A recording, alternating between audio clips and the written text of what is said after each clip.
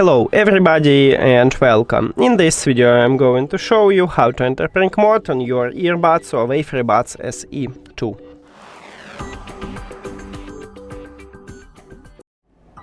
And you have to start by open the charging case. If it's your first connection, these earbuds enter to prank mode automatically and you will see it at the device list.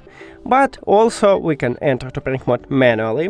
We need to press and hold at the same time touch areas at your earbuds. Touch areas located at the back side of your earbuds, and you just press and hold it for at least 3 seconds until this LED light blinking white. So now let me press and hold it. And now look at this LED light, we have it, and also we can see it at the device list. That's it. Thank you for watching this video. If you found it helpful, please consider subscribing to the channel and leave the like on the video. See you later.